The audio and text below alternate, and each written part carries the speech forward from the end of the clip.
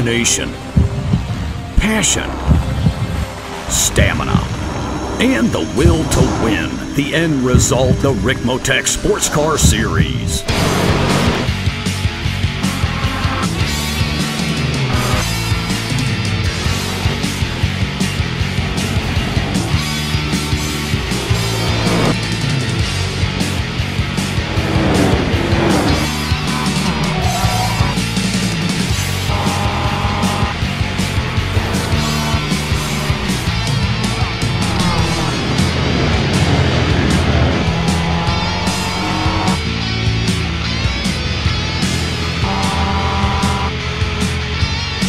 Extreme Motorsports brings you the Ricmotech Sports Car Series, brought to you by Ricmotech High Performance Sim Racing Equipment, and in part by TD's Tree Service. Live Mondays, 8:30 p.m. Eastern.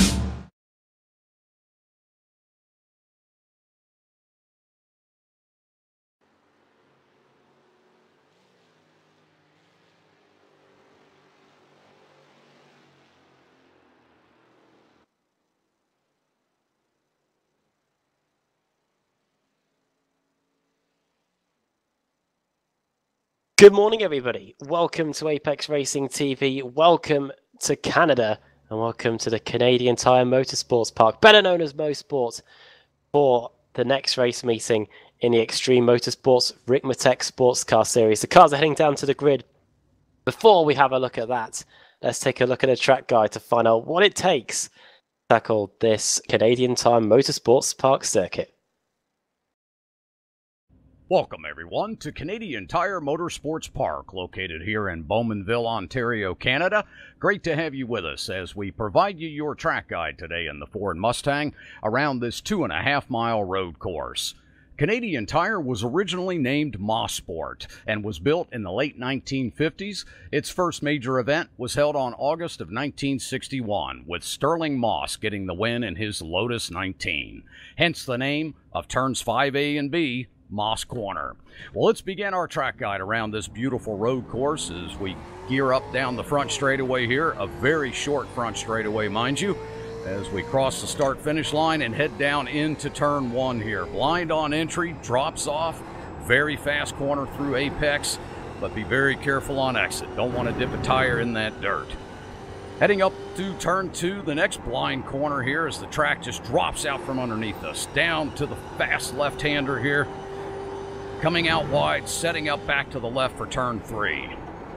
Want to get a nice smooth entry here as that is a little bit of an off-camber corner at apex. This will bring us down to turn 4, yet another drop off. The track just falls right out from underneath of you.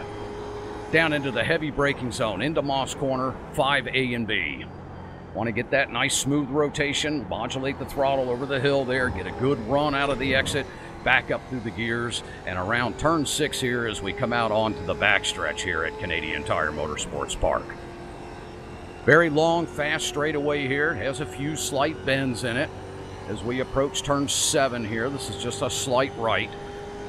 It's the only opportunity at this course for drivers to get a lot of draft, and overtaking opportunities happen right here. Coming down into turn 8. Double right-hander.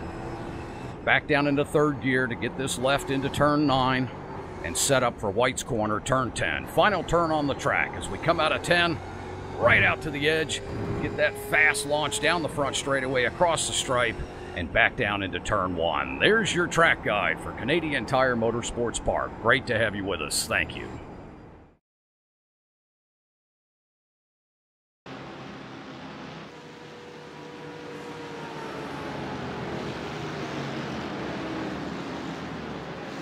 Thanks as always for the Ricmotech guys giving us a helpful insight into how to tackle this 3.96 kilometre Canadian Tire Motorsports Park. Well, good evening everybody. Welcome to Apex Racing TV and welcome to the Ricmotech Sports Car Series Season 9. Well in the thick of it now.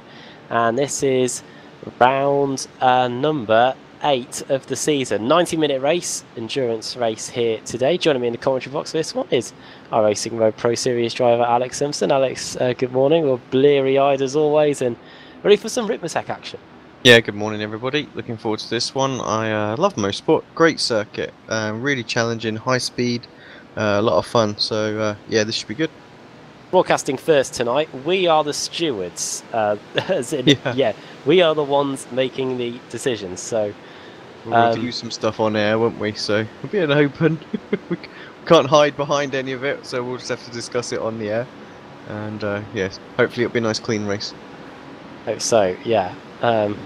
Commentating and stewarding could be a tricky task. Probably could do with Mr. Woodhouse here, but we'll see if he materialises over the next few minutes or not. But yeah, we're getting ready to go here. On the pole position, Mike Dam, Kevin Ford. Well, he was talking to us a few minutes ago, but he was able to get in a late lap, get on the front row of the grid. Scott Kennedy third, Pasquale Iannucci fourth, and Stephen Thomason fifth. There are more Mazdas than Mustangs today. And Brian Holmes starts on the pole in there. In that class, Charlie Schwenke second, Tom Raftery third, John Allen fourth, and Dave Payton in his home race starting in fifth position. But for now, the safety car comes into the pits. The green flag is in the air, and we're racing here in round 8 of the Ricmotech Sports Car Series here at Mosport. Good start from Dam, no issues there. Who was that come flying through? We're right up in the blimp at the minute, getting a bit of a bird's eye view of it all. Going on with the MX-5s, they're going to be starting any second. Brian Holmes leads the way into the final corner. Brian Holmes, who's been bossing it in the Kias recently, wanting to transfer that over to the Mazdas here. The green flag is in the air for the Mazda class, and away goes Brian Holmes into the first corner. Healthy advantage already for him. Charlie Schwenke will be definitely pushing him all the way, and it is a good morning to Andrew Woodhouse. Hello Adam, good morning. And everybody getting away cleanly, it looks like. Good start. But yeah, I think the Mazdas are going to be tightly packed on this circuit as normal. I know it doesn't take a genius to work that one out, but yeah, going to have slipstreaming aplenty, I think. Well, the Canadian leads at the Canadian circuit. Mike Dam leading the way down the back straight. Kevin Ford trying to get the lead back from him in the early stages. We're going into this really long right-hander. It's almost shades of Shanghai here, really. Just going to the penultimate corner round to complete the opening lap. Mike Dam looks like he's going to get that bonus point for leading a lap here as he comes across the line. One thing, Mr. Woodhouse, today is that we've just before you arrived, that we are the stewards today. We're going to be calling the shots. So the power. Yeah, power is in power invested in me and us. Yeah, my Aladdin Jafar scene, you know. The ultimate power. I love that film. Oh, at least, hopefully we're not going to be Dr. Evil today. There you go. Bringing another movie reference. But yeah, top 5 at the end of the first lap. Dam has a 0.6 of a second lead over Kevin Ford, and Kennedy in third, and then fourth Iannucci, and Stephen Thomas in fifth. That is pretty much your bog standard top 5, isn't it? Yeah, it is indeed. It has been all season. Alex, does that mean that if they misbehave, we have to have a word with their Faja? Yeah, that's it, exactly. Yeah. Thought so. Kevin Ford, by the way, he's a blooming admin on this. No wonder he does so well. He's in second place. Some people won't get that. I'm not slagging him off either way. That is a running joke in the commentary box here at Apex Racing TV. And Ford is right in the slipstream of Mike Dam, but can't quite get an opportunity into the the third to last corner, really, Adam. That looks like he's got a good run though off this off the final corner. It's been a pretty good second lap of the race there by Kevin Ford. First benchmark really, and he's good at 27.1. Gets the gap down a little bit. Just looking at the lap times, really, this is a circuit where the difference in lap times between the two classes is huge. 27.3 for the Mustangs, 2 minutes 5s for the. Don't get too far ahead of yourself there. They haven't completed their lap yet, have they? No, exactly. I was going to say a slow lap, isn't it? So, oh dear. If it was a 2-minute lap, then yeah, we'd be on the minutes. Yeah, they'd be crawling around, I think. There you go, ever trying to exaggerate stuff. Here we go, they're doing 1:31s, it's 5 seconds. Not 30, but yeah, 5 second difference That's still a little bit, but we'll see what happens. It's quite a lot, though. In all seriousness, on quite a short circuit, isn't it? Really, but who does Mosport actually favour, Alex? When you know, in terms of setting up the car and in terms of driving style, does it favour the straight line speed? Does it favour a car with more downforce? Yeah, it's a tough one actually. I mean, whenever I drove here, I've always gone with a high downforce setup so that I'm really, really fast through the corners, because they're all obviously high-speed corners, and I can sort of carry the momentum onto the straight. But I do know of others that, you know, will go for the speed on that back straight. You know, so it's I think it's a good mix. You could end up somewhere in between and have a really competitive car as well. We're going to get some overtaking down this back straight in the Mazda MX-5s. Look at this, Brian Holmes ahead of Travis Fenke. And we see sometimes in this series, Adam, that drivers try to save fuel in the opening stint. However, Fenke, and that he was definitely doing it that time, but he might not be able to get away with doing that on every lap, because he's going to have some angry cars behind. Tom Rathje and John Allen spring to mind. This is going to be a track that's going to really favour this pack racing in the Mazda MX-5s. Probably why we've got so many of them. David Payton. Yeah, David Payton getting passed there by John Allen, it looks like. Well, a wheel to wheel, in fact. That's him attacking John Allen. Adam, so he's trying to take fourth place away from John. Okay, going through turn 2. This is the battle over 4th and 5th. Payton is home race. The Canadians there sitting in 5th, just behind them. It's almost too wide there as Rob Hartley and Ryan Walker go into battle. Rob Hartley, who won last week at Silverstone, going to replicate that success here, but see what he can do here. More Mazdas than Mustangs here today. Wonder if that's just due to the popularity of driving the car on the circuit. I think that might be the. I think it's very similar field to normal, isn't it? But yeah, a couple of Mustangs missing. I think Raymond Bader Jr. hasn't taken the start, and we have got Ryan Tibbetts, who's at the back at the minute. So he'll work his way through to the front. Well, at least to the front of this Mazda pack, surely. Power in the V8 engine of the Ford Mustang. And look, you see, this is what I was talking about now. So Holmes leads Schwenke, and then Rathje. Oh, now getting in the vicinity. Scott Kennedy has lost a few positions. He was in 3rd, not anymore. Oh. Thankfully for us in the stewards' room, it wasn't any contact. No, it was a mistake by himself. He's now dropped down out to the top 6th to 7th place. Yeah, 7th position now, but he's got a long time to come back from this anyway. It's an hour-and-a-half race, and we're only on about what's the official time on that? About 7 minutes. Yeah, literally an hour and 22 minutes to go. Yeah, so I don't think you'll. Well, I say I don't think you'll mind, Alex. It's never good to lose that amount of time, is it, in one go, even if it is just 3 or 4 seconds. No, excuse me. No, I mean,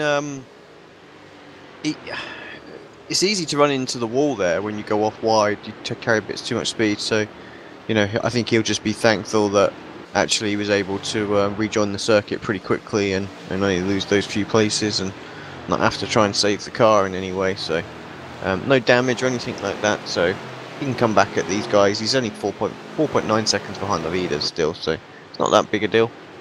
What's the pressure point for you, Alex, on this circuit? Where does the real difficulty lie out there on the course? Well, I think there's 2 for me. Well, 2, 3, I would say. Obviously, the turn 1 exit curb. If you're absolutely on the limit, that curb's always going to come into play, and it can really spit the car off into the wall on the exit. And then turn 2, you've got to be complete commitment through there to get the lap time out of this circuit. And very easy to run wide. Oh, there. Michael Monaghan. Sorry, Alex, I had to interrupt you there, mate. Michael Monaghan's ended up on top of the tyre wall at the double apex right-hander. He's just gone in too hot. Sorry, Lost the rear, and oh dear. Kevin Ford's taken the lead with a brilliant move around the outside of the long right-hander at the end of the back straight. So Ford not hanging about, takes the lead, and yeah, Michael Monaghan, was that on his own? Well, completely on his own. Aye. And that was going to be my third and final one. Was literally you know the Moss turn. So it's yeah, very very tricky there. And we're just seeing a replay of the overtake as well. God, no quarter given there whatsoever. They were literally you know, inches apart there. Adam, you a fan of this circuit? Yeah, I like it. Yeah, I've driven a few GT races here. Really demanding, especially turn 2. If you get that wrong, which I did on my first ever lap of the circuit, you're just going to go skating off into that tyre barrier. So it's a track that the driver should really fear. And yeah, the drivers at the moment are doing a pretty good job out there. We haven't had too many issues apart from poor Michael Monaghan, who is really in the wars here. But the top 2 already starting to pull away. They've got a 1.6 second gap now to the next car in 3rd place, which is Pasquale Iannucci. Michael's had to tow back to the pits, by the way, so that is not what he wanted. So a quick look through the field. We've got actually good battle. I tell you what, these guys don't really get much airtime normally, so I reckon we should give them a bit of a go on. Jennifer McDonald has crashed and is out of the race. Oh, what's happened here? Oh, it's all on her own as well. Exit onto the back straight. Oh, exit onto the back straight.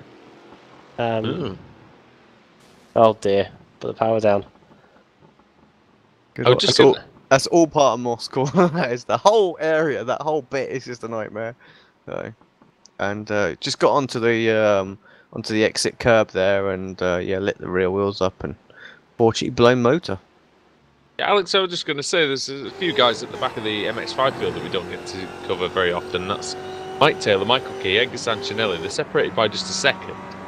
And I think it would be fair to give them a bit of airtime. What do you think? Do it. They're on. And there's going to be a move here, I think, as well, potentially. Edgar Sancinelli's got a good run on Michael Key. But Key does have the slipstream, Adam, of Mike Taylor. Michael Key, one of the drivers fighting for the open category. They go around the 3rd to last corner here at turn 8. And that's not the former Birmingham City goalkeeper Mike Taylor either. No. I haven't even been talking about him on a Monday evening, but yeah. Well, it's Tuesday morning, so we're not, so it's okay. Yeah. Taylor leading them round. Stuart Taylor, former Villa keeper, but yeah, Edgar Sancinelli, he's neither. Trying to get past into turn 2. Sancinelli sitting pretty much stone dead last now. The only cars behind him are Jennifer McDonald, who's out of the race, Michael Monaghan, and Betty Jr. didn't take the start, and me. He's on that, but yeah, Sancinelli, you're officially 15th an place. entrant in the race. When you're a steward, you have to. What are you doing up here? So yeah, these guys doing well. They're not too far away from the next guys in front. They're about 5 seconds. So if anything happens in front, they could gain some positions here. But all these drivers fighting for positions in the category, the open categories. Taylor did run very wide on the exit. The runoff area, didn't he? And a little bit extra. And Michael Key's got a chance now, Alex, down the back straight. Yeah, just very quickly just saw that Peyton made a move as well. Past Walker, but let's back to this battle. He definitely got the slipstream, pulls out from that as well. It's going to have the inside line going for the right-hand sweeper. Oh, they're very close, but can't. There's contact. Oh, and it's collected. Sancinelli as well is into the wall. Right then, first steward's call of the day. I guess first thing we have to do is say that the incident is under investigation. And that is an incident involving... The steward's decision, sponsored by Claims Direct, is... When there's blame, there's a claim. There's a claim. Who's going to have the claim, though? This is what I'm going to... Yeah, well... Right, what am I going to put in? Incident involving cars, is under review. Okay, there we go. That's getting sent out to all the drivers. This might be under review for a while as well. I'm not really sure... Well, okay. This is a strange one for me because, Alex, I don't know if you've seen it yet, but well, you saw it originally, but it seemed like neither car really was giving. Oh, yeah. Gonna go on board, watch it one more time, and He give my opinion on that one. He wasn't quite on the white line, but we're only talking about 6 inches. And Taylor did come across a little bit, but then he was in front. So it's a tough one. I might say racing incident there, I don't know. I think my rear end hurts from being sat on the fence. But what do you reckon, Alex? I think you're right actually there. I think there was a little bit of squeezing going on, and maybe Key was being a bit optimistic. Key obviously just running a bit in there, but he couldn't really react to it, could he? Because there was just no room given there. So yeah, I would put that down as a racing incident as well. Right. Now I've got to type in the no further action. Indeed. So Kevin Ford leading ahead of Mike Dam. He overtook the Canadian, Alex. He would have been hoping that was the last he saw of him, but as is the case here at Canadian Tire Motorsports Park, it's quite hard to break away. Well, it's always hard to break away from Mike Dam because he's just very good. But one thing they have done is they've dropped the rest of the field. Yeah, I think Kevin decided, not to bow, did he, too early on, because he wanted to get that gap before he started to have a little look and see if he could get by, and that kind of worked well. You've got Iannucci in third place, 2.8 seconds back. So I think Dam's going to be a little bit patient as well. Looks like these two are very evenly matched, and we mentioned fuel early on. It's just as important in the Mustang to save the fuel where you can as well. So maybe maybe this is what Dam's strategy is. Well, this is the story of the season so far. These two have literally dominated the season ever since round 2 at Sebring. Kevin Ford got the win there. Probably should have got the win at Circuit Gilles Villeneuve if it wasn't for a penalty on the final chicane. And since then, Mike Dam managed to get a hat-trick of wins. Kevin Ford winning at Monza 2 weeks ago. And then at Silverstone last week, Mike Dam reasserting his authority at the top of the championship. So these two really have been the commanding force this season. And we're all eager to see who is going to get the win in this one. Is Mike Dam going to get his second in a row? Or is Kevin Ford going to snap that winning streak that Mike Dam is trying to get going here? Questions. They'll be answered in the next hour or so. But yeah, Kevin Ford's come completely out of nowhere this season. I say out of nowhere. He's always been a fast driver in the series, a top 5 contender at certain tracks. But again, he seemed like he just flicked this switch, Alex, and just turned into a front-running driver. And like you say, he's had a bit more time to race and a bit more time to practice and whatever, and it really has paid off. As Dam thinking about the long way around, but not this time. One thing he has... Yeah, go on, Alex. No, you carry on. I was just going to say, one thing he has said to us this season is that the way he's been able to perform so well is that he's been able to practice more this season.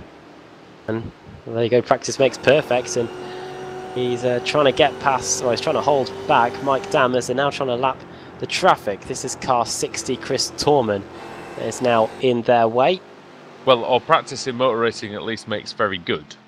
Yes, it does. There is very rarely the perfect race, is there, in real life? And as well... Just speak to Martin Kroenke about that. Well, that's it. And by the way, to the drivers, a little message from me. We do mean this in the nicest possible way, because this is one of the best leagues that we cover on Apex Racing TV.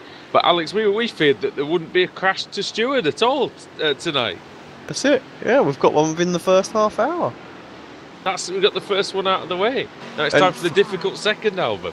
Yeah, and what was the chances that we would be looking at it at the time as well? Well, that's it. I think that says we should not focus on anybody. The rest of the race. Let's focus on the front of the MX5 field. And again, Adam, I cannot help but thinking that all this is at the front. It's just fuel saving by Schwenke and Rathje, because using Holmes as a... well, it's like the rabbit on the Greyhound track. Perfectly put there, isn't it, really? Because we've seen so many scenarios in the Mazda MX-5 class of cars running out of fuel, especially in these 90-minute endurance races. Last season at Bathurst we saw it, and we may have even seen it at Brands and at Daytona at the start of the season. So yeah, I think we could expect to see similar cases of drivers just trying to cut every single corner that they can to save that time in the pit stop so they could get that advantage. Of course, 90-minute race, probably would be seeing 2 pit stops for both classes. Last few 90-minute races, though, we've had safety cars that have thrown spanners in the works as well, with drivers trying to make it on possibly even 1. So we'll see what happens in this one. Hopefully we don't need to bring our safety car. I very much doubt there'll be a safety car. Having said that, I've just seen a pack of 5 Mazdas within very close proximity of each other. Rob Hartley leads the field ahead of John Allen, David Payton, Ryan Walker and Jeff Jacobs. So, you know, there's potential for a pile-up, but I don't think it's going to happen. Not in this series, side by side between Johnny Fike and Richard Losberg. Losberg in 9th position in class, Johnny Fike in 10th. Those guys aren't too far behind that massive snake of Mazda MX-5s in front. Jacobs is at the rear, then it's Ryan Walker, David Payton, John Allen, and then Rob Hartley, who's acting as the tow for all the cars behind. Maybe everyone else behind them is saving fuel as well. Battle in the Mustangs between but I think Chad Osborne is just coming into the pits. Chad Osborne in early with an hour and 9 minutes to go. Start of the pit stops it could be. Surely as well, Alex, it's a massive advantage for Schwenke and Rathje when it comes to the pit stop later on. Huge, yeah. I mean, I'll be surprised if they take that advantage now, because obviously they're just going to fill up. So I imagine they'll go complete full tank again. I think Holmes needs to actually let them go though at this point, and try to, a bit like a cycling race, and try and get in their slipstream and make something happen. I think the trouble that happens is it'll be a little bit, you know, after you kind of thing, and all of a sudden Hartley and co will be back with them, so the hard work to pull away will be undone. So right now, while yes, saving fuel is going to be good, obviously having a 3-car battle is better than an 8-car battle. So it's true, I suppose. This is guaranteeing the podium, isn't it, at the moment? Yeah. So so I think they'll carry on pushing on at the moment to try and build that gap, and then come back later on, maybe do some sort of fuel saving in the second stint. Look at this. But again, it's not helping Brian Holmes. That's the only thing for him, anyway, is it? No. So. Yeah, it's going to be key in the second stint to tuck up behind one of these two, I think. Oh, here we go. Yeah. Kevin Ford and Mike Dam have arrived at the sea of Mazdas in front. There's a moment there for Jordy Fike, who that was a tries big everything switch. he can. Yeah, big switch going through the part of the circuit where you really don't want that to happen. This Mazda really is a lively car, isn't it, Adam? It comes alive on the circuit. You can see the driver pushing. You can really see the difference between this and the old one. We've really seen it this season on all the tracks that we've picked for this season. The likes of Silverstone and the Maggots and Beckett's Complex. We've got Monza, Lime Rock Park as well. We saw it especially with those final few corners. The Mazda definitely coming alive, and we've seen it brilliant season so far in that class, as Mike Dam trying to find an overtake here as we lap the second group of Mazda MX-5s here. They're in a battle here. This could really cause issues as we go into the final few corners. Payton and Allen scrapping. Dam trying for an opportunity. I thought he was going to have a go into the left-hander there, but it's quite a fast left, as is this right-hander onto the main straight. It looks like track position is key I wouldn't have been surprised if Mike Dam would come into the pits at the end of that lap to try and leapfrog some of these guys, which is what Kennedy is doing. Look how much inside curb he's there quite Kevin tight Ford on was the taking. inside. Yeah, he was quite tight on the inside there, Kevin Ford. And it's has compromised him slightly. Dam's thinking about a go, but again, he just uses the power of the Mustang to drag past David Payton. It'll be Rob Hartley who's next up to give way to this duo. Scott Kennedy's come in on this lap, so that's the second of the Mustangs that have been in to do a pit stop. Looks like Chad Osborne has to come in again. He's got the right idea. He really has got the right idea there, I think, because he'll get out. He'll certainly get out between, between the Mustang group and the Mazdas again. So he won't have to deal with that traffic, and maybe the Mazdas are going to pit and get out of his way before he comes through. So it's a very sound strategy, I think. 15.7 seconds stop for Scott Kennedy. We'll see what lap times he can put in now. Current fastest lap on the track is 1:27.1, being done by Kevin Ford earlier on. Fastest lap last time around was Stephen Thomas, who did a 28.5, which shows the drop off on the tyres that we're getting, and the tyres do take a punishing around the circuit despite it being so quick. Tom Rathje into the pits. From third position in class, Tom Rathje in. The first of the Mazdas to blink. Maybe trying to get a little bit of a track position, a bit of clear air to leapfrog him up the order a little bit. Wonder if he's thought the same thing, you know, it's like, oh, the Mustangs are coming, I'm going to come in, I'm not going to lose any time. Yep. Letting that whole pack go through. And that should effectively get him out away from... Yeah, so Scott Brooks, who was running last in the Mustangs, is just going past the exit of the pit lane. So, yeah, it gets them out of the way for him, doesn't it? Right, just Scott Kennedy, so that's not going to be a problem, just one car. Before we get our pit stops underway for the majority of the cars, I think we'll step aside for a brief moment here on Apex Racing TV. This is round 8 of the Ricmotech Sports Car Series, and we'll be back with the pit stops in just a few seconds.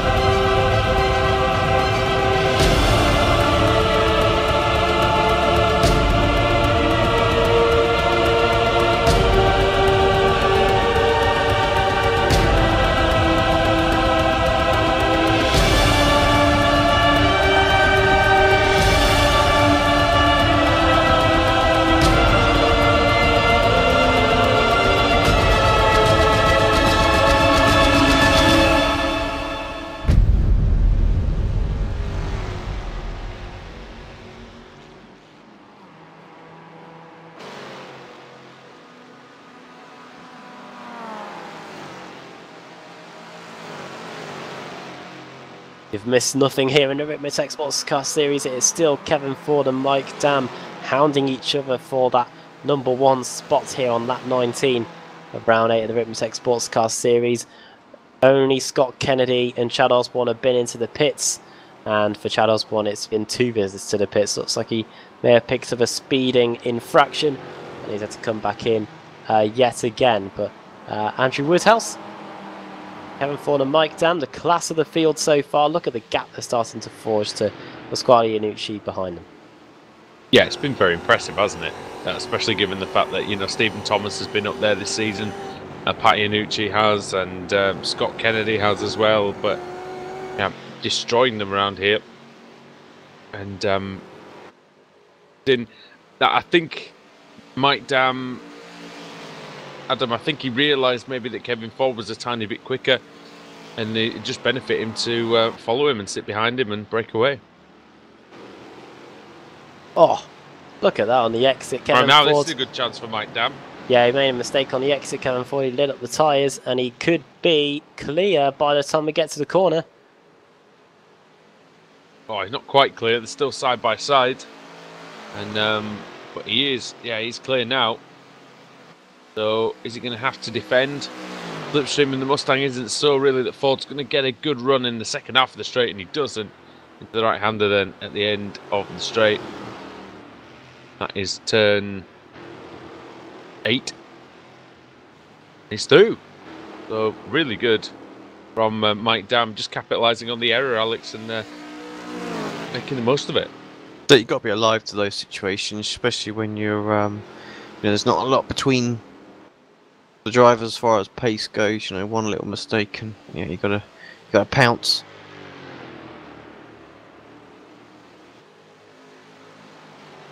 One mistake, one pass there by Mike Dam. He retakes the lead on lap 21 of the Ricmotech Sports Car Series. We have literally just got 1 hour to go now, so less than 60 minutes to decide the winner of this one, and we've still got the majority of the pit stops to take place in both classes. In fact, we're probably going to have 2 rounds of stops.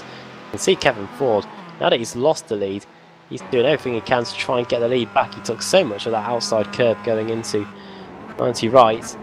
Now it's his turn to get in the slipstream and try and get past Mike Dam. It was a good move for Ford to get the lead earlier on. Going to be an equally good move for him to get that lead back off Mike Dam.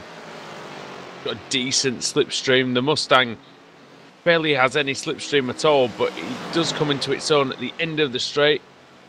But it only allows Kevin Ford to get right to the rear bumper of Mike Dam, no further. And then we see through this last section of cars. Alex, is it worth going for a lap around this Mosport circuit with Kevin Ford? Do it. Head out of the final turn into turn 1. Track sort of dips to the right, and you just kind of want to get the inside wheels tucked up onto that curb. Gives you the best exit. Like I say, watch this outside curb. It can throw you into the wall on the right. Swing over to the right. Blind corner. Got to turn in just absolute faith that the car's going to stick through there. As the car sort of settles down, get heavy onto the gas. Switch back to the left for this very long late apex right-hander. Again, exit with the late apex to try and get maximum straight line speed through this section. Just see if these guys are flat out through this left. They are completely, and then heavy brake in into Moss hairpin double apex right-hander. The key again is the exit more than anything, and Ford using all of the exit curb that's available on the left there as well. Get a good exit, but to say I think Dam's was slightly better this time. It's a long straight, this back straight here at Mosport. It does open up a lot of overtaking, and we can see just starting to wind up now in the draft right at the end. So you absolutely have to get a good run. Slightly wider line, the sweeping right for Dam helps him just get back over. But I have to say, Kevin's car looks extremely planted right now, very compliant. When he turns in, the thing just goes. So yeah, this is going to be an interesting battle between these two. Looking like there's nothing separating them. A few more pit stops have taken place. Stephen Thomas has just come into the pit lane now. Pasquale Iannucci has also come in. Longer pit stop than Scott Kennedy though. 23.9 second stop for Iannucci. And the battles continue in the Mazdas as well. Worth pointing out that some will take tyres and some won't as well. You know, some might take 2. Oh, damn, he's very wide. Just about holds on. Could have easily have lost a whole lot of time there. But, yeah, in the end, still maintains his lead. Could be a chance for Kevin here. Coming out of that double apex. That's a great exit by Mike Dam. Yeah. Yeah, after a bit of pressure from the, making the mistake there to nail that, that's, that becomes a very critical corner for him to get right. So, yeah, good driving. Yep. Battle for third position is equally as good. Russell Rudder versus Travis Davis. This might not be effectively the battle for third because we've had the likes of Kennedy, Thomas and Iannucci coming in, but for now, these drivers are fighting over a spot on the podium, and Woodhouse doing a good job of holding back Travis Davis, who is due a good performance, because whenever we seem to be broadcasting this series, things just do not seem to be going his way at all.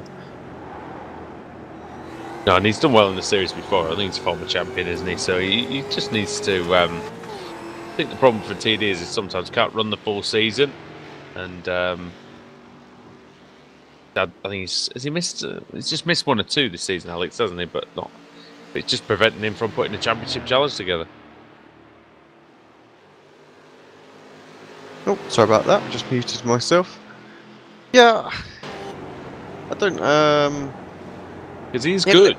He had a little break, didn't he, as well? I think, and you know, it takes a little while, doesn't it, to get back to your sort of peak performance. So, you know, we've seen seen him turn up regularly now for a few weeks. So, you know, hopefully next season, you know, we'll see that sort of performance back where he was really, you know, right at the front. Challenging. He's got a great run out there. Yeah, that looks very good. Challenging like Dam and that. So, yeah, you can see the potential still there. Travis Davis' best finish in the season was a 5th back at Monza. So that was a few weeks ago. Now he's trying to get 3rd position here off Russell Ruddock. He's looking to the inside. This is where we had a clash in the Mazdas earlier. Around the outside goes Ruddock. He should. Oh, very well done. Very brave from Russell Ruddock all the way around the outside. And they're both in. Did as well. Ruddock clip the wall on the inside? Don't think he did, but... Oh, yeah, I see what you mean about Davis anyway. Kevin Ford also, yeah, so Kevin Ford also in. Mazda's still out for the most part. Still a great little battle. Peyton obviously leads the second pack now. No, he doesn't, because he's just come into the pits as well. I don't know, I think that should probably escape punishment, I think, just about for Travis Davis. I think he's okay. Also, we are the stewards for that as well, I think, for line infractions. But yeah, away goes Travis Davis. This has all meant that Kevin Ford did a 21.7 second stop, Scott Kennedy 15.7, Thomas 22.7, Iannucci 23.9. So definitely the quickest stop by Scott Kennedy, going for that short first stint, maybe a longer second stint. Yeah, yeah, maybe. Can they make it to the end from here, Alex? No, one more stop needed. So it's always interesting to see who does what. I think at the different stops. So in comes Mike Dam. We'll see that again. I think it's going to close right up towards the end. It always does, doesn't it? Yeah. Right, where is Kevin Ford? He's just heading down the back straight now. Look how Scott Kennedy's been able to close up. He's not too far away at all now from Kevin Ford. Those early laps have really helped him in clear air. Mike Dam hasn't got going just yet. It looks like he has gone for the change of tyres as well. So it's going to be a roughly 21-22 kind of pit stop. Where he goes. Where is Kevin Ford? Here he comes. He's going to have the momentum. Going to get by, I think. It's going to be very close, but I think he will get by. He's through. Kennedy, he had a 16-second stop, did Kennedy, so his was very, very quick.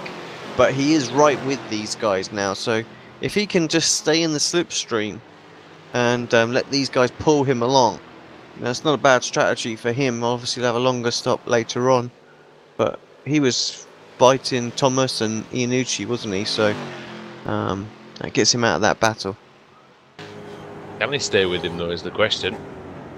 Can they stay with them, sorry, is the question, because Kennedy tiny bit slower in the first part of the race, but that'll please Mike Dam as well, won't it, Adam, to see Kevin Ford come out in front. Yeah, it definitely will.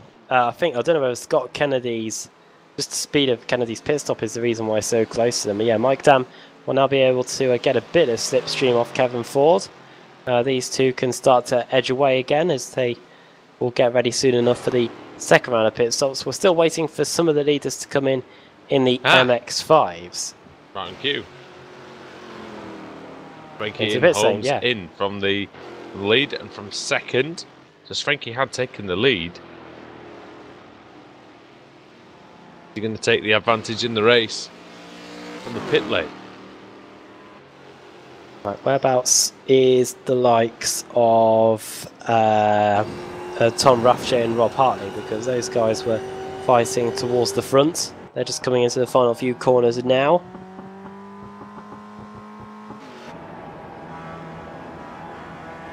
Onto the front straight goes Tom Raffjay. Looks like Brian Holmes hasn't completed a stop yet. Travis Schwenke still coming down the pit lane. Now he's out of it, so Raffjay definitely won't be taking the lead in class. Tom Raffjay now effectively in. Oh no, he's got out ahead of Schwenke. I do apologise. Yeah, Schwenke's only just left the pit lane exit now.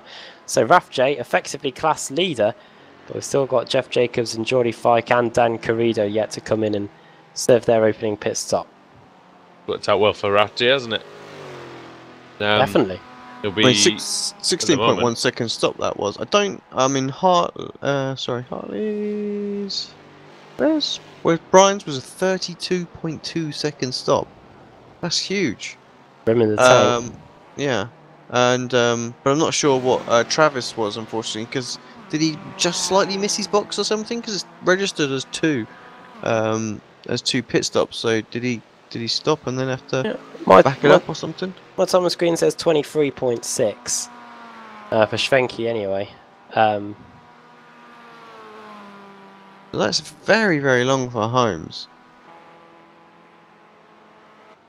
That'd be a speeding penalty or something like that, you think? Speeding on entry, maybe bad pit lane entry or something. Yeah, interesting that one for Brian Holmes. I might actually have a quick look back. David Payton and Ryan Walker going wheel to wheel here. David Payton's just got the better of Walker there, and that is the Canadian up into 9th position in class. It's good to see Ryan Walker out there. I mean, it will be difficult for him because he's a Scottish driver, so he's feeling the time of day, shall we say, the same as we are. Car number 97, currently in 21st place. Take you through the order at the minute as it stands. Kevin Ford leads by, well, not a lot, you can see that on the screen, by barely a car's length from Mike Dabb.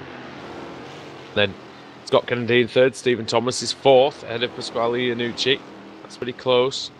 Then Russell Ruddock in sixth, just behind them, and then Travis Davis, Matthew Catilla in eighth, Michael Ruddock in ninth, Scott Brooks in 10th, and Leon Wright is 11th. And then in the MX-5s, currently Jeff Jacobs in the lead. But that is not going to be any longer. He's going to come down the pits, and he's going to surrender the lead. And in fact, Geordie Fike's in, Dan Carrido's in. So we are going to get Rathje coming through and taking his... oh, it might be Chris Torman. In fact, Chris Torman's going to lead this lap. No, he's not, because he's 5 laps down. That's fine. Fine too. So Rathje leads the way. And then it's Travis Schwenke. It's actually Rob Hartley who's up to third. So that's a good pit stop for him. Brian Holmes coming through in fourth. Geordie Fike's away. And that's not going to stop him getting taken for fifth by John Allen. And then it's Ryan Walker, David Payton. So, and then Geordie Fike. So, interesting scenes here. The Master. They're in the Mustangs. The quickest person on that last lap was Russell Ruddock. He's only been on his tyres though for 5 laps. So you can see the quick lap time starting to be put in there. Obviously we're not replicating the times we saw in qualifying with the 126s, but decent lap there. And Mike Dam's able to better it. Him and Kevin Ford as well. Both doing 27.7s on that last lap, just to further pull themselves away from the rest of the chasing pack. Yeah, and again, they've just been the class of the field, haven't they, so far? 10 seconds clear of main group. Thomas, Iannucci and Ruddock. Kennedy's somewhere in the middle of that, 5 seconds clear of anybody else, but 5 seconds behind the leaders. Close gap actually between one and down there. It's just down to 1/10 of a second on that part of the lap. Tom Rathje won a race in this series in the last Not 2 this years. season. I don't think he has. Yeah, definitely not this season. We've only had 3 winners in this series. This season we've had Rob Hartley, John Allen and Travis Schwenke have all won races. So, we're not obviously saying that Rathje's on his way to victory because we don't know what the strategy's like for him in terms of whether he's going to need to. It'll be close, isn't it, in terms of pitting again, but I don't think he's going to quite make it. Don't know how much fuel went into that number 41 car, Alex, and so we'll find out fairly soon.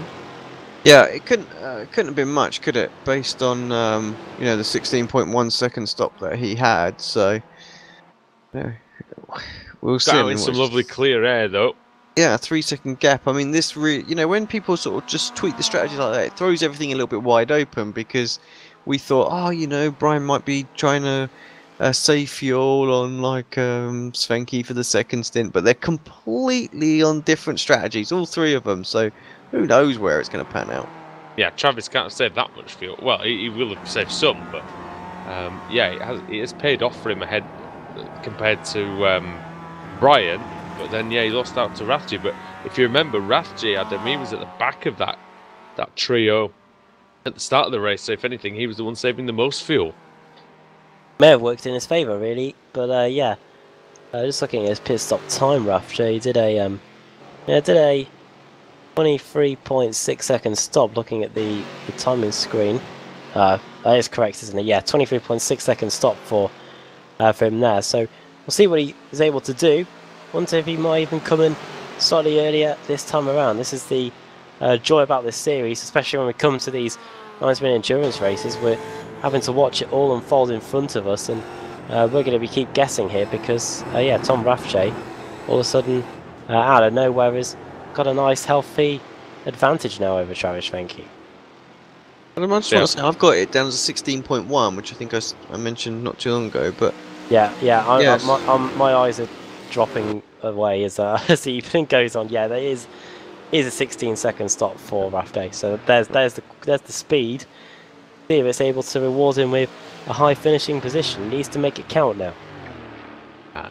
Just looking to the front again, this lead battle, Ford and Dam. I think, Alex, the Mustang can sometimes be quite a frustrating car depending on which circuit you're actually running on, because you can be literally a car length behind the opposition and never get an opportunity to overtake. That's just how the slipstream works with it.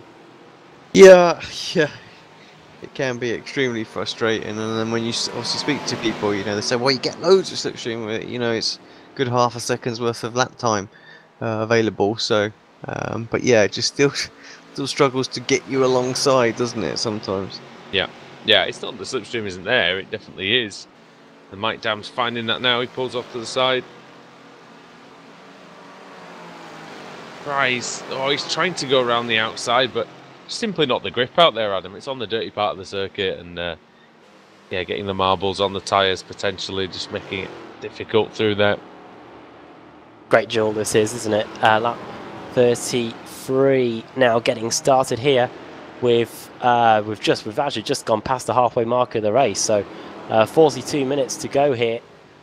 Decide the winner of this one, and let's have a look at the lap times. 28.4, 28.3 by Ford and Dam respectively. Fastest person on that lap, TD Travis Davis, 27.9. Look at these guys now, really pressuring each other, going into turn 3. Long right-hander, and under the bridge, and then probably the toughest part of the course because it is so bumpy, and some of the drivers, maybe not in the Mustangs, but in the Mazdas, do really take that massive inside curve, which really unsettles the car. Now up to the top of the hill, which really is make or break in terms of laps, especially during qualifying as well. Oh.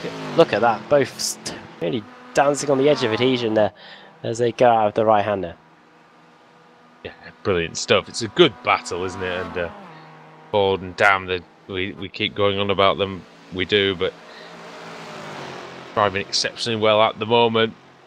Here comes number 93, Mike Dam, right in the slipstream. Is he going to have a look? He might have a look around the outside actually here, but again, that's tough to do. We've seen some crashes there in the past actually. That corner, Adam, Kip Stevens and Wojciech Svidovic coming to grief was the one that we remember from 2015. Yeah, the one that ended up deciding champion Sebastian Joe. 2 big crashes that we thought it was all over for him, especially at this racetrack back in 2015. But it was ruled in the favour of Wojciech, gave him 0 points, and all of a sudden Sebastian Joe was flung back into it, and yeah, he was able to win back at Daytona. So great job by him. Alex, what are you when you see out there? Is there anything catching your eye? Yeah, well, there's been a couple of little battles that have been going on back and forth. The other one that sort of I'm keeping an eye on is this Stephen Thomas, Patty Nucci and Russell Ruddock battle. They've been close for some time, lapping fairly consistently. Unfortunately, they are dropping about 0.4 on our leaders every lap. But yeah, to me it looks like they're trying to see if they can work something to get back to Kennedy, of course, who was in this battle before he went for that really short stop. Yeah, and they are getting back to him slowly, aren't they? It's just 1 second. 1 second they've improved since then. 4-second gap now, but Thomas, Iannucci, Ruddock, Davis, 4th, 5th, 6th and 7th, trying to make some progress, and they are doing slowly, Adam, but it's going to still take them a while to get to Scott Kennedy. Yeah, last time around, yeah, 28.5 by Kennedy by was quicker, wasn't he? Yeah, so a little bit quicker there on that occasion. So still working out for Kennedy despite the lack of fuel or lack of tyres he was able to take on that round of pit stop. So it doesn't really look like it's hampering him yet. However, we have seen that it may not be looking bad here. Short-term gain, it could end up turning into a bit of a long-term issue, especially if the tyres drop off performance-wise massively. Yeah, and that's the thing, isn't it, with these slightly longer races, is you've always got to kind of balance that about how hard you push and what you do to the tyres. In some cars, Alex, it doesn't really matter what you do to the tyres because they've got quite a long lifespan, as Davis and, in fact, Davis and Ruddock were almost side by side there for a second. But yeah, the tyres have got quite a long lifespan on some cars, but you've still got to just make sure you're driving within yourself, I think, up to a point. Yeah, that's it. I mean, the minute you have to drive, 101% all the time is when you're going to start to have issues. You know me well enough to know that when it comes down to the races, I'm always about 95%. That 100% is so difficult to run at for the whole race. So yeah, no, I think you're right. It's got to be. Oh, there's a collision. Here we go. Pat Iannucci and Stephen Thomas. Sorry, I got caught just watching that for a second. Somehow they both managed to save the car, but there was definite contact between the two. Is it worthy of it being under review? No. I don't think so.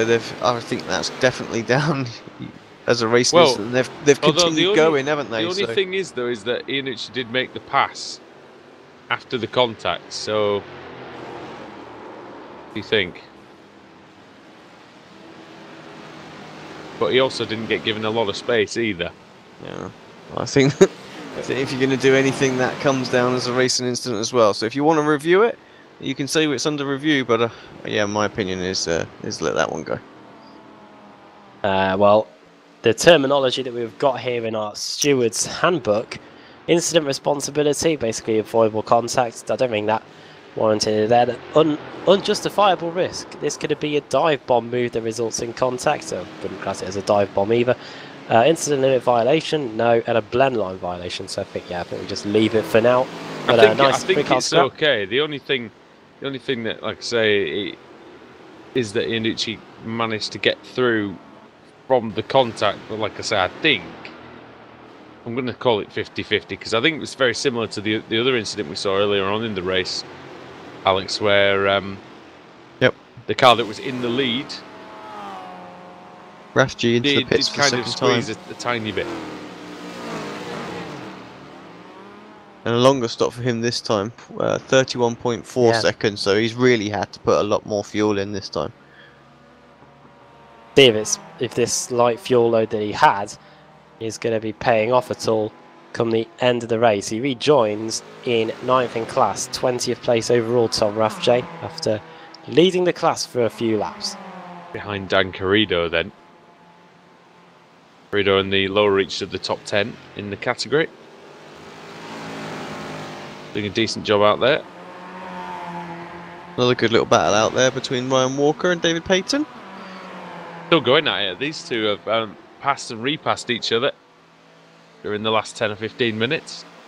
They were in that big pack, weren't they, as well, in the first stint? Yeah, they were. The only two that seemed to be close together. Everybody else sort of went for an alternative strategy. The only two that seemed like they're battling, actually, out there. And Walker going through. Scotsman tries to make a breakaway then.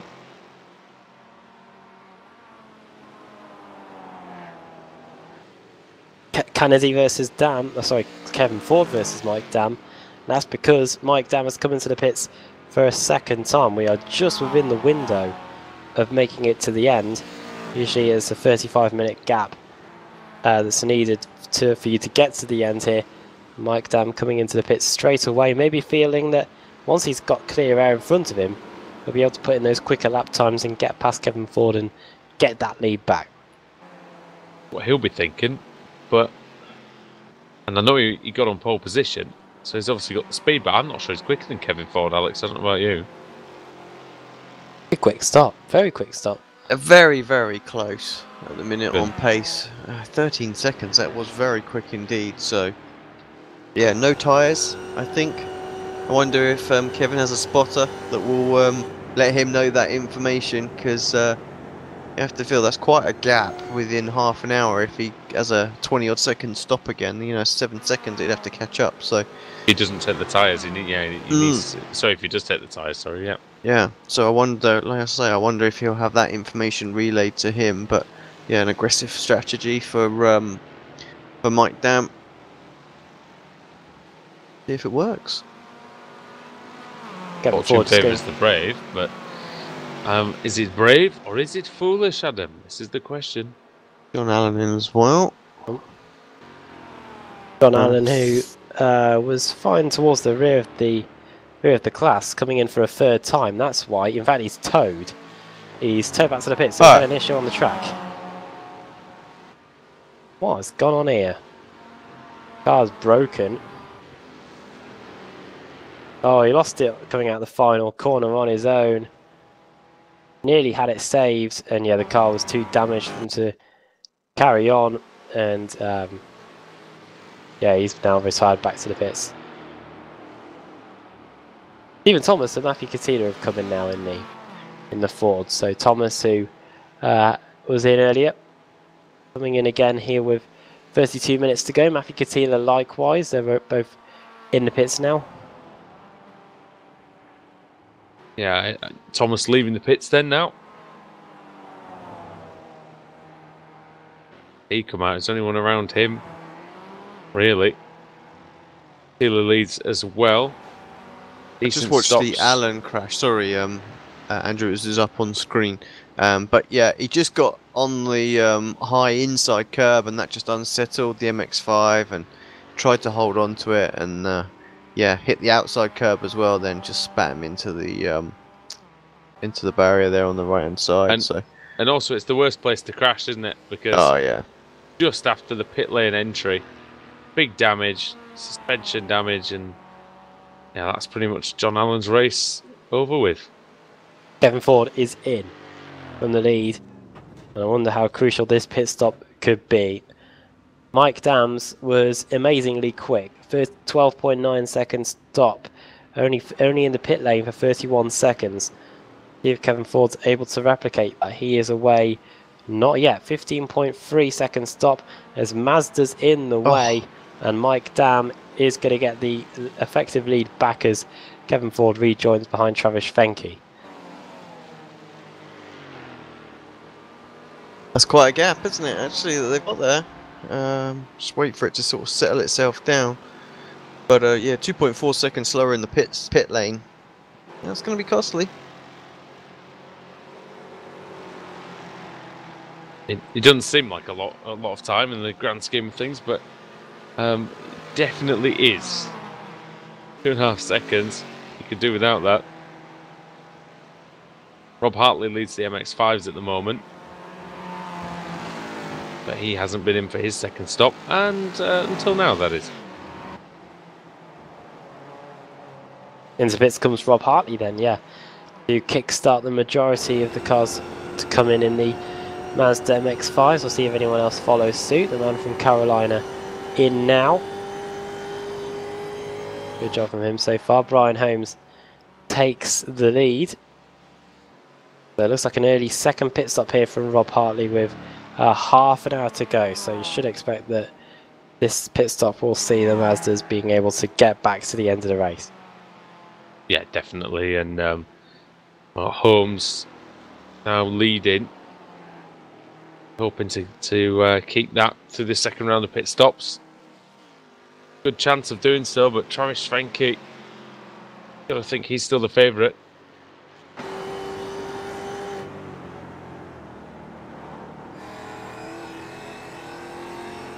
Really interested to see what the first flying lap by Mike Dam and Kevin Ford are now that they're split apart. We've seen it for the last few stints, the two of them all together. Now we'll see that now each other has to negotiate the traffic by themselves, and they're not really in direct competition with each other on the circuit. We're really going to see what the lap times are like when they come around to complete this lap.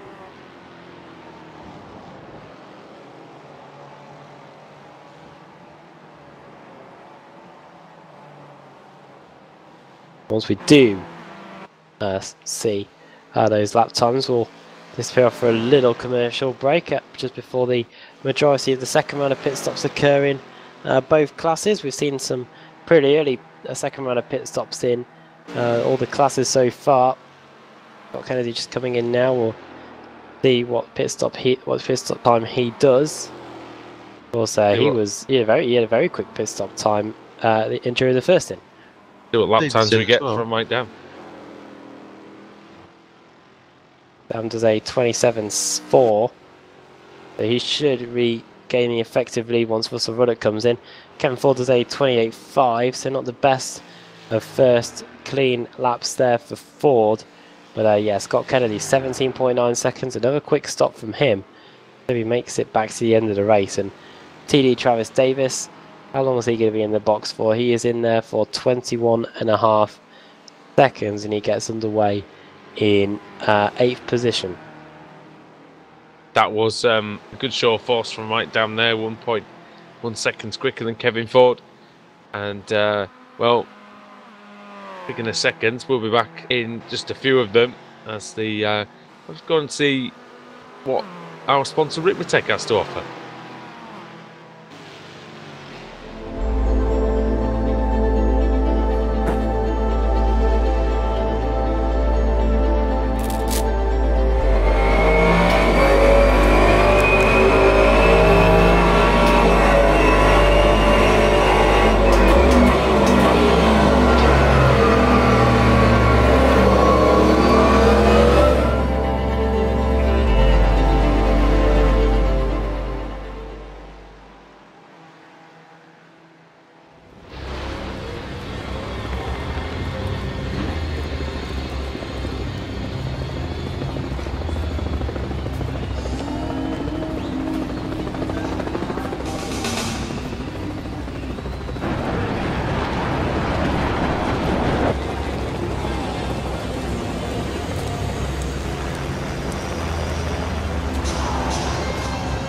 Focus, determination, passion, stamina, and the will to win. The end result, the Ricmotech Sports Car Series.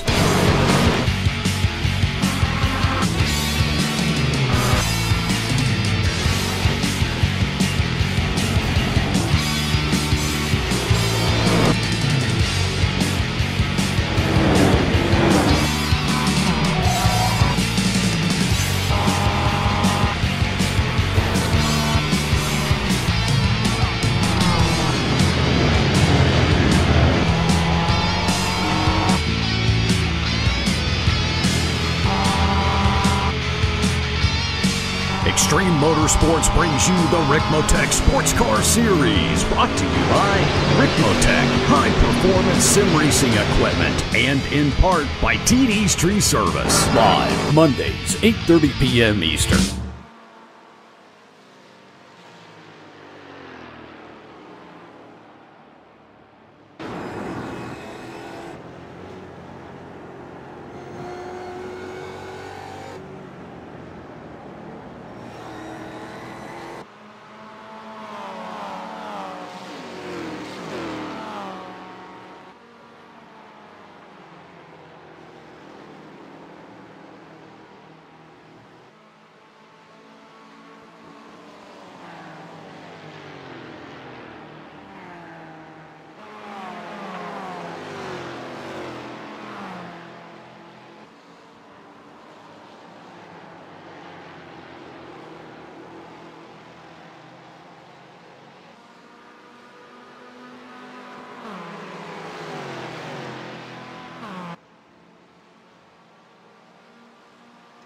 Welcome back to the Ricmotech Sports Car Series here.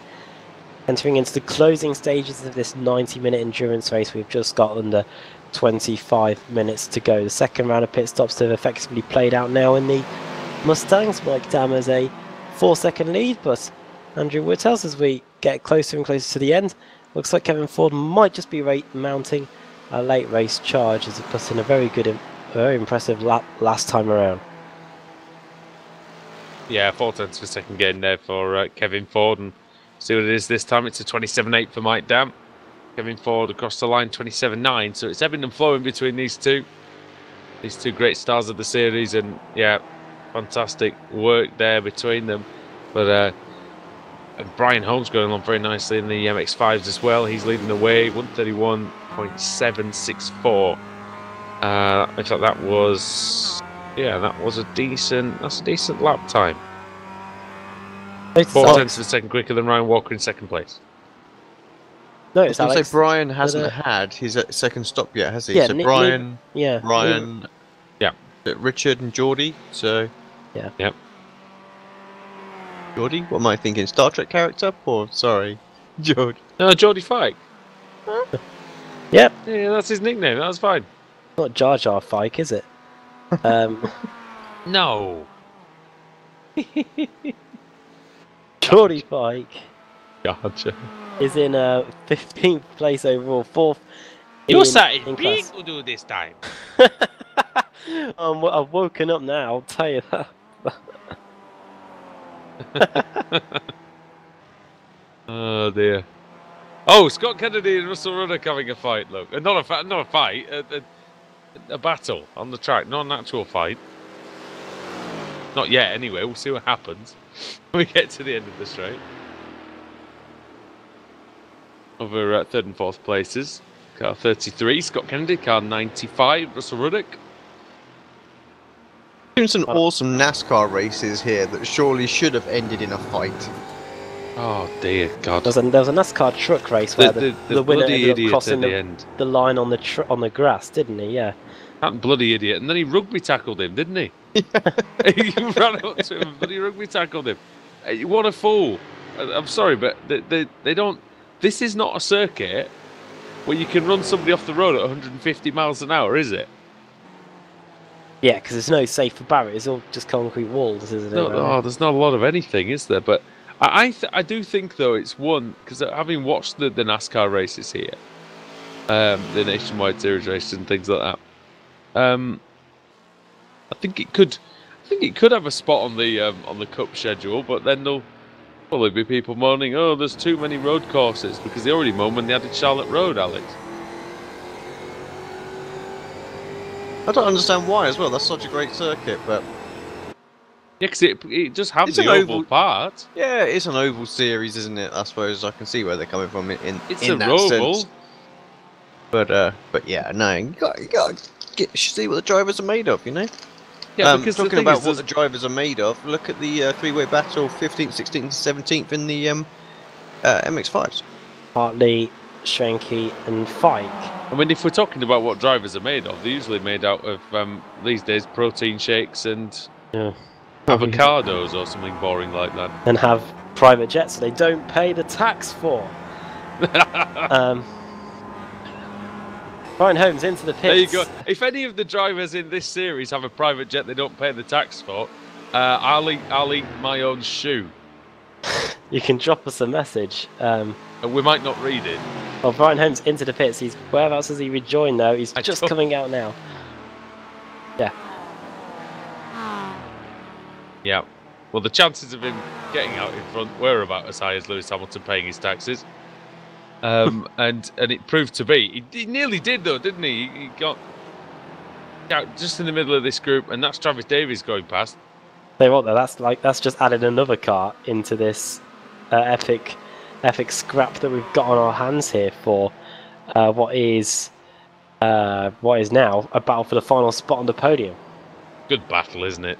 Battle for second, I should say. Richard I'm right in Losbert saying it will turn out to be a battle for the lead, won't it? Because you've got Richard and Richard Losbert who hasn't pitted, and Walker who hasn't pitted as well. So just can't remember where Walker was before the pit stop. These round of pit stops began. Yeah, he wasn't fighting near the front, was he? Look at this. It's definitely spread out a lot though, because if these guys hadn't pitted, because they were in that other group, weren't they?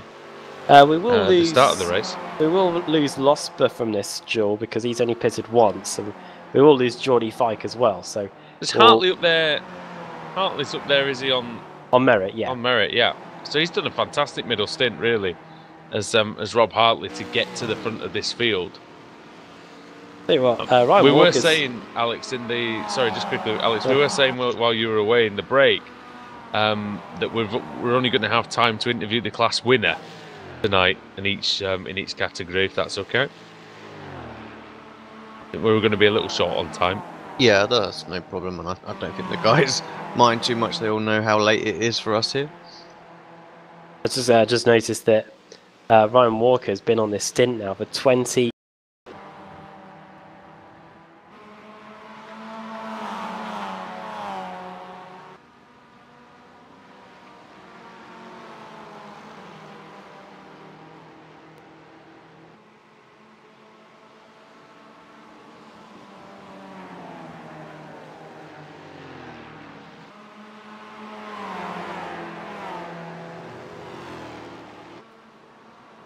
Final 15 minutes of action here in the Ricmotech Sports Car Series. Apologies for a few drop frames there, and we are all good to go again. Got a fantastic scrap for the lead in the Mazda MX-5s. Travis Schwenke, Brian Holmes, Rob Hartley. In the commentary box, Adam Bath, Alex Simpson and Andrew Woodhouse to cover the final quarter of an hour of action. Yeah, and been a good race so far. Continues to be so. Travis Schwenke leading from Brian Holmes, Rob Hartley and Richard Losbert at the minute in the Mazda MX-5s. Ryan Walker finally came in while we were had that brief outage. He's rejoined in 7th place in class. Oh, side by side for the lead, Adam. Sorry to interrupt. I know that is not very good decorum there, but Brian Holmes and Travis Schwenke are side by side, and Holmes has gone clean round the outside. That's that. It's not the end of that though, because no, good move though, wasn't it? Very good move. Look at the line those Mazdas take going for that final corner. Pretty much not really getting too close to the apex there going for the final corner. But Ryan Holmes, has the lead. Schwenke down to second, Hartley third. We still have a Mazda that's yet to pit, and that's Richard Losbert. He's been on the stint now for 23 laps, so he's probably going to be in within a lap or two. And then he'll complete the round of pit stops. But for now, this top three fighting for the lead on merit.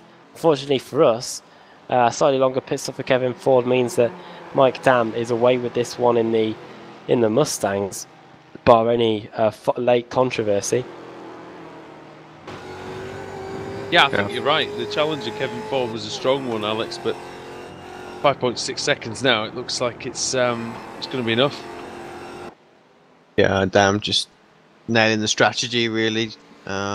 Assuming there's no issues for fuel or anything like that. And that's what comes from that first stint. Obviously, Kevin made the move, didn't he? And then Mike was able to just sit tight and save, didn't he, for that first stint, really. Yeah, sometimes these guys just wonder why they've dropped back, Adam. I was just watching the Mustang there of Ryan Tibbetts and Matthew Katila forcing their way through the lead group of Mazdas there. That was pretty close to something awful going on there. But now look, as Schwenke Tibbetts has hasn't the managed lead. to make his way through the Mazdas yet in terms of the. In fact, I think. Oh, sorry, he has now, hasn't he? Just gained the places on those guys. Yeah, those were all for position. That there. was for position. Ryan Tibbetts and Scott Brooks both lapped in terms of the rest of the Mustangs. But yeah, look at the inside there from Hartley on Travis Schwenke. In fact, if you look at the winning list, you have to go back to the first race of the season where John Allen won to find a race where Travis Schwenke or Rob Hartley didn't win it in the Mazda MX-5s. Similar to Mike down with Kevin Ford, those two have definitely been the stars of the show this season in the Mazda MX-5 class. Ryan Holmes has got a chance, hasn't he, as well? So we'll see what he can do. Be a good battle. We could see some fireworks, Alex, on the final couple of laps, which are only a few minutes away. Yeah, the sort of second half of this race has really sped by, hasn't it? So just 12 minutes to go. Many laps, that's for sure.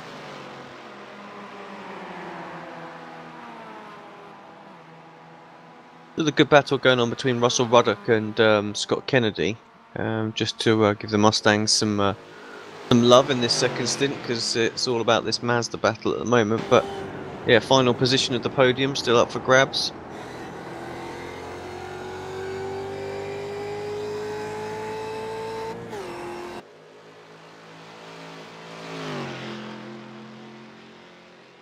These guys are lapping very similar pace. Haven't really, neither of them been able to do too much. So it was Kennedy who come in for the really early stop, wasn't it, as well? That seems to have paid dividends for him as well. Not too far, yeah. Not too far ahead of Russell Ruddock now. Scott Kennedy. This is a really good battle, actually. This is over the final spot on the podium. He won the first race of the season, didn't he, Scott Kennedy, at Daytona? Yeah, back while we were in Germany, 90-minute race there. Would you say this is Russell Ruddock's best performance that we've seen him put in as well? Could possibly see him running for podium position. So possibly ever, yeah. In terms of since we've been covering the series, anyway. But I'm pretty sure he might have been on the podium once or something like that, or twice. But he's. I don't know if Adam, you can find any stats on that, but. Yeah, he's done a fantastic job. He's been very close to the front runners. He started 6th on the grid, 2 positions gained, and yeah, looks very strong out there. Just looking at his scoring serial for this season, Daytona 6th place, then at Sebring a 7th, then issues at Montreal finished 20th, then Brands Hatch 8th, Lime Rock 8th, Monza 9th, Silverstone 7th. Best finish this season is a 6th place, and I was back at Daytona, another 90-minute race. Yeah, it looks like he may have mastered the strategy here.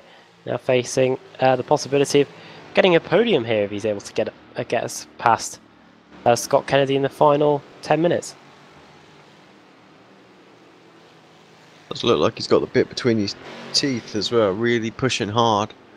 A couple of tenths quicker that time. So yeah, fingers crossed. Curse him.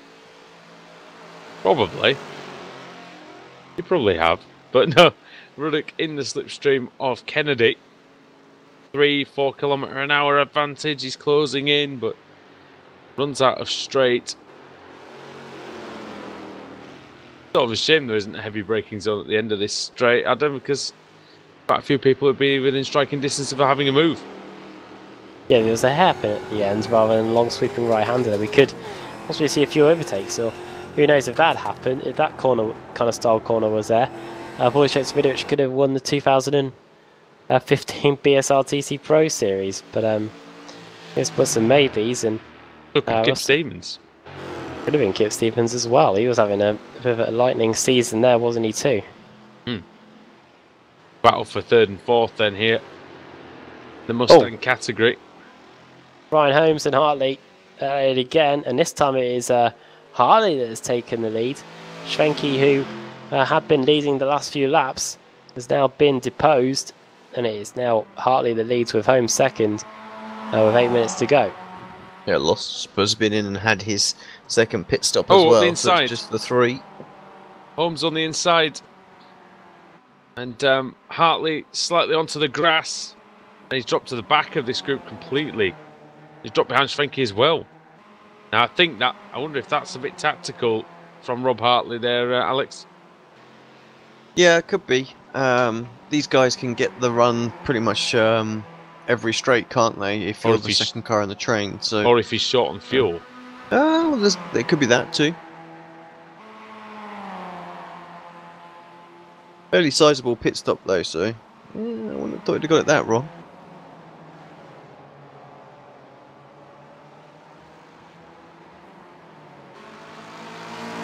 Someone's suffering out there. Who's that? Who's the Mustang there that's going really slow?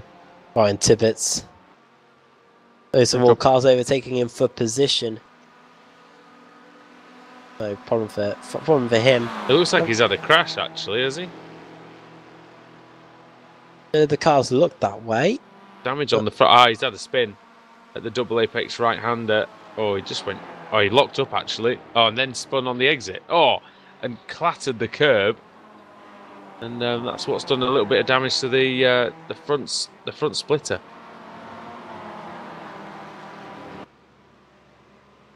Have to know where to look at the moment. I think this Kennedy and Ruddock battle is fantastic, but so is this one that's on screen at the moment with the MX-5s. Oh, that's a great run, but he's had to get out of it, Holmes. Yeah, well, I think there's some intention to get out of it, maybe until the last lap. To be honest, I think the Mazda drivers have just kind of given up, trying to go as fast as they can and just try to position themselves for the final lap. I think it's pretty much in every race, Adam, because of we know just how important the slipstream is in this car. Really is important. We said at the beginning of the show that this circuit is probably going to be the one where we see the group racing in the Mazdas, and we're seeing it here with these 3 fighting it out for the win. Might be worth having a go here if you're Brian Holmes. I think he is pulling out the slipstream. Getting a good run. He's got the inside for this long right-hander as well. Here comes Rob Hartley. Hartley going to try and get into second place in the train. Oh, bit of a twitch, big twitch from Travis Schwenke, but manages to keep it on the island. Not easy, that final corner, Alex, is it? It's one that's quite hard to time. Hard to get the timing right, get the line right. That's it. I think on your own it's not too bad, but yeah, when you're trying to battle it out, that makes all the difference as well, because it's too easy just to compromise the first part, and then the second part just becomes massively wrong. But yeah, it was good.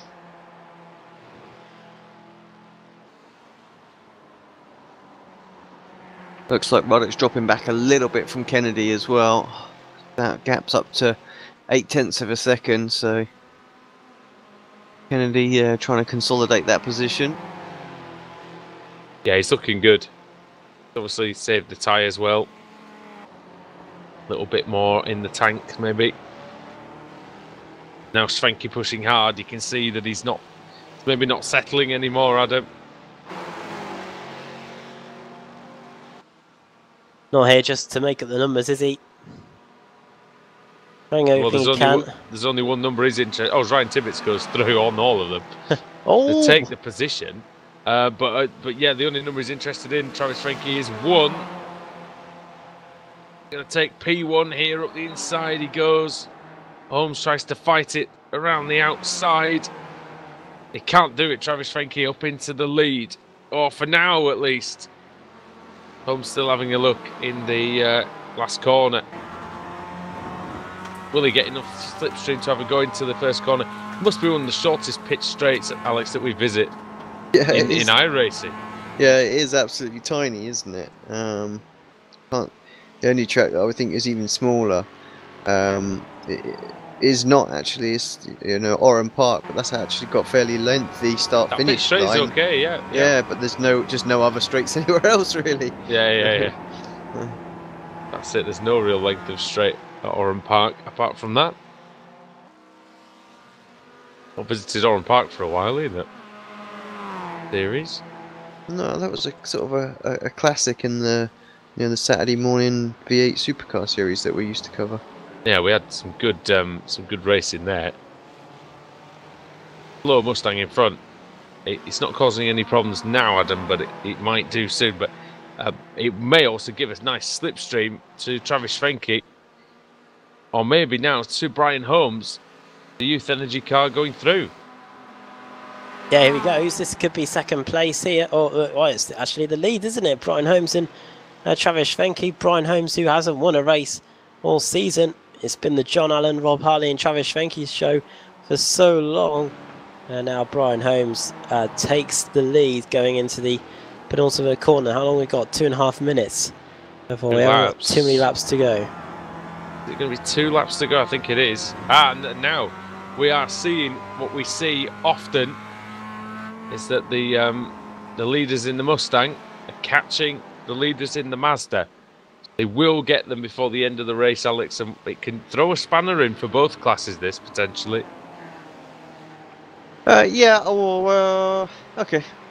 I mean, I doubt it a little bit. Yeah, but certainly the MX-5s, I mean, it can really upset it. You know, we just saw Travis trying to dive behind one of the Mustangs there to get the slipstream and almost paying off. But yeah, for the Mustangs now, I have to say Dam's just sort of gone into another level and is now 8.9 seconds clear. So Ford put up a good fight, but yeah, Dam is absolutely flying. I think if it's only going to be one car for the leaders in the MX-5 class that they're going to have to deal with as well. Sort of ran out of steam, did Kevin Ford's challenge, really, didn't it? But he'll be happy with second place if he can take it. I think there'll be anything to that won't be anything to sneeze at. Yeah, I say one car, but they've got one of the back markers of the is it Scott Brooks as well that's coming through? Frankie, here we go. Oh. Here we go for the lead. Then pulls out. Hard commitment into this right-hander, but Holmes is still there. Can't count out Hartley as well, although he is a bit balked by the Mustang. Adam, it's too close to call this, isn't it, mate? It could be anybody's race into the what's probably the final lap now. Absolutely is. 45 seconds to go. Sorry, Adam.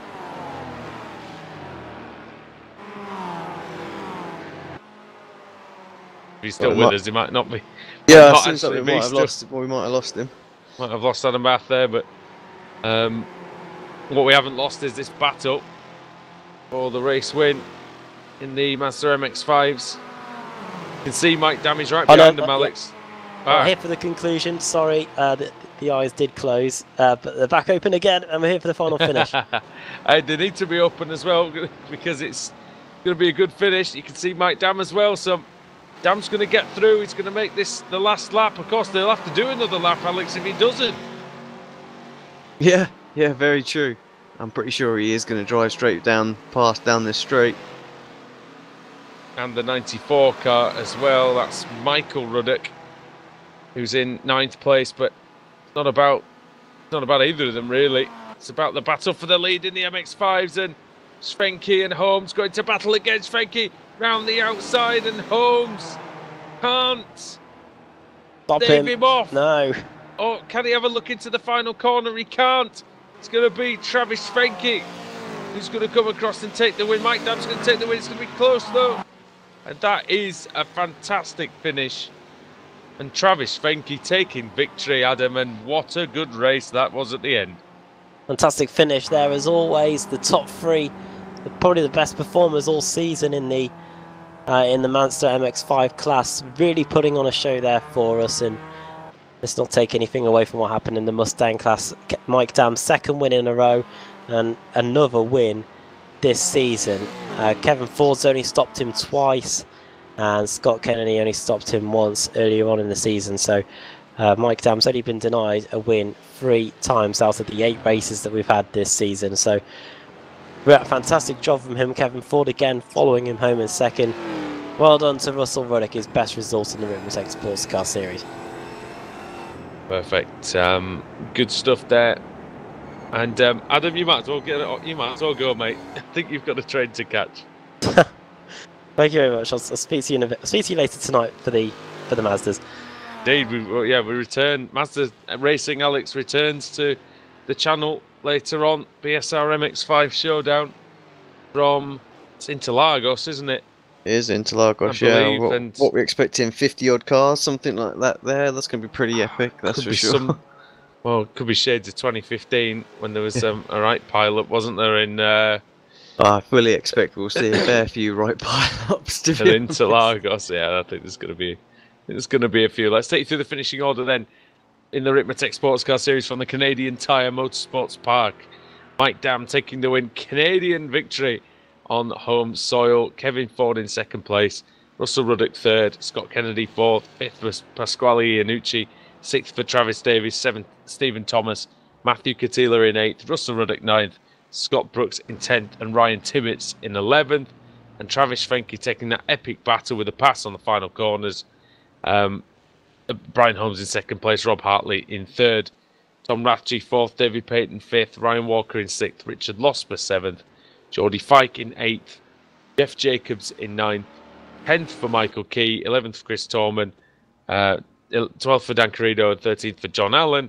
And the other retirements were Leon Wright, Chad Osborne, Mike Taylor, Edgar Sanchinelli, Jennifer McDonald, Michael Monaghan, who ended up beached on the tyre wall, and Raymond Bader Jr. didn't take the start, Alex. No. Good meeting. Enjoyed that one. There's a lot of retirements there, and yeah, you know, we didn't have an awful lot to do in there, so a lot of self and solo spins out there, really, and crashes. So pretty unusual. We normally see a really, really high percentage of drivers make it to the end. So Mosport just proving very, very challenging. Another old school circuit like Phillip Island that we were at, just earlier on tonight, that really punishes you when you just get a little bit offline. Similar looking layout this as well to Phillip Island, isn't it? When you actually look at it, it's similar. I think it was made in I'm not exactly sure. I think it was probably made in quite a similar time. Okay, let's see then. You know what? None of the drivers have come to talk to us, actually. So it might be a good time to... Oh, no, I was going to say it might be a good time to bail, but we got Mike down, we got Travis Frenke here as well. Let's get them in. I can't get them in, you'll have to get them in. But just literally got time to interview the two winners. First of all, Travis, we'll come to you. What a fantastic race again. It seems like every time that we speak to you, you've just had some sort of epic where you've won by just a few tenths of a second. Your stopwatch doesn't even need to go up to over a second. No, it sure doesn't.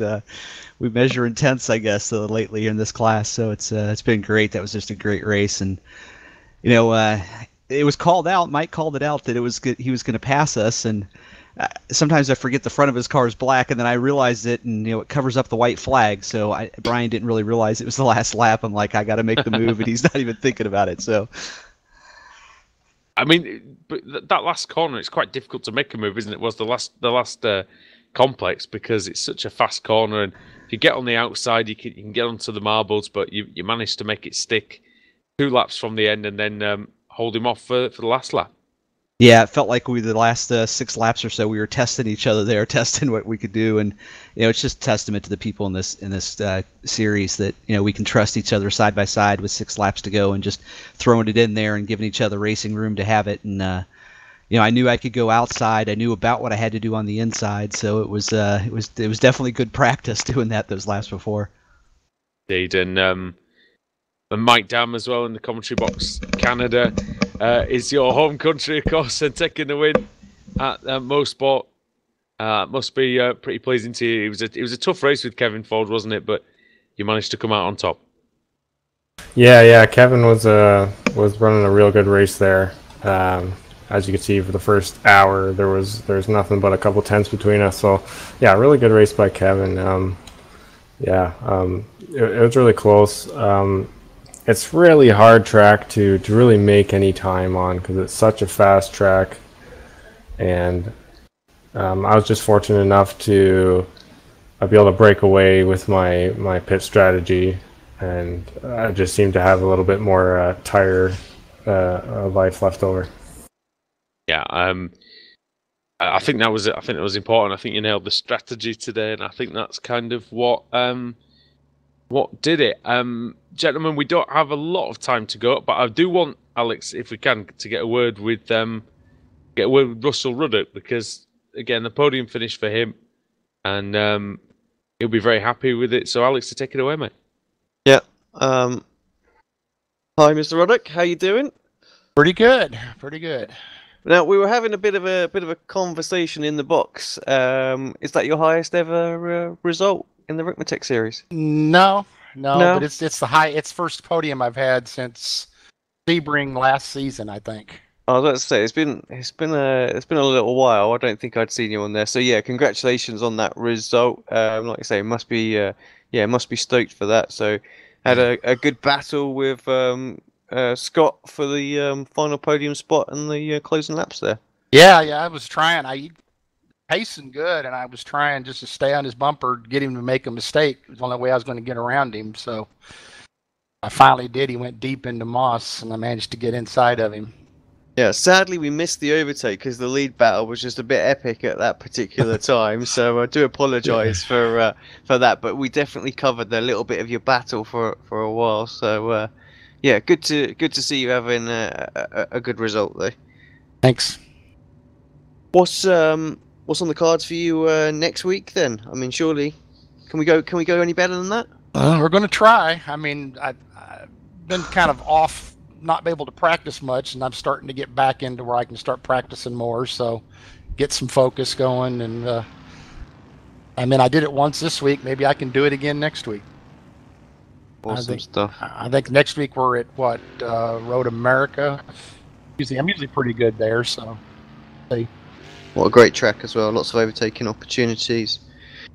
Right, fellas, we are going to wrap the show up. We will make sure to thank everybody on your behalf as we close the show. Don't you worry. But yeah, thanks for coming in and having a quick chat with us, and yeah, for putting on a great show today. Thank you, guys. No problem. Thanks. Yeah, have a good one, guys. All right, always good to talk to the guys after the race and get a sense of what it's like to fighting out for the victory. And Alex, we had a really good finish, didn't we?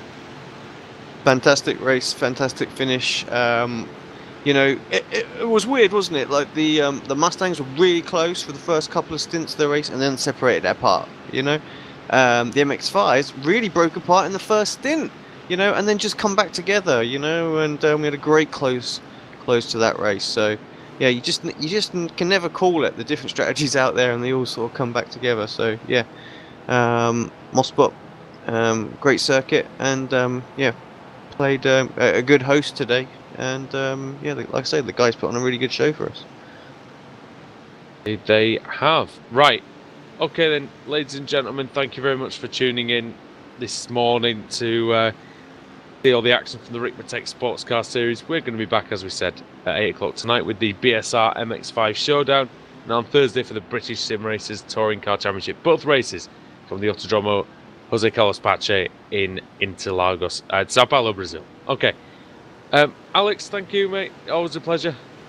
Yeah, no, thank you. You know, and thanks to Frank at Ricmotech, and you know, let's give a shout out to all the drivers as well. You know, as we said we would. So, you know, they all make this league what they is. We enjoy commentating on this as much as they enjoy racing in it. That's for sure. So, and all to the admins as well, Kevin and Jeff and that for putting it on. Great driving as well out there. As usual. Right then, everybody, from us here, from myself, Andrew Woodhouse, from Alex Simpson, and for Adam Bath, it's good night from Apex Racing TV.